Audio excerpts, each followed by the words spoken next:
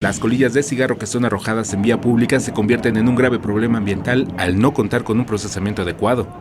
Al mojarse contaminan el suelo, el agua y el aire.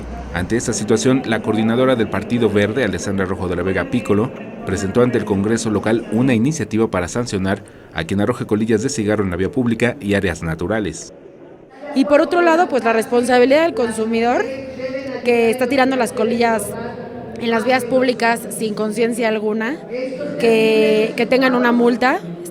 Ya existe actualmente una multa para quien tire basura que va de 1,600 pesos a 16,000 pesos.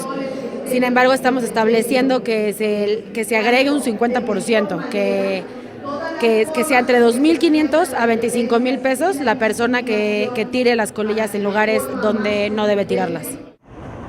Señaló que en México al año se producen alrededor de 5,000 millones de colillas de cigarro, de las cuales solo el 41% tiene como destino algún contenedor o basurero, mientras que el 59% restante, es decir, un estimado de 2,950 millones de colillas, permanecen en los espacios públicos esparcidas en calles, plazas y parques.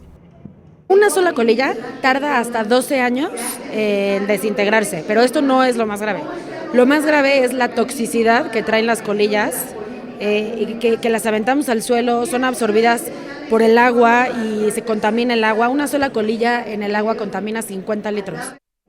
La propuesta es reformar la Ley de Residuos Sólidos del Distrito Federal para obligar a los dueños de los restaurantes, bares y antros, entre otros, a que dispongan en el exterior y en los lugares destinados para fumar contenedores para el depósito de colillas de cigarros.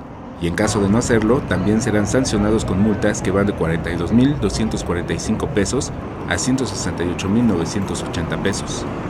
Imágenes: Javier Martínez, información y voz, Alberto Álvarez Santana, 21 Noticias.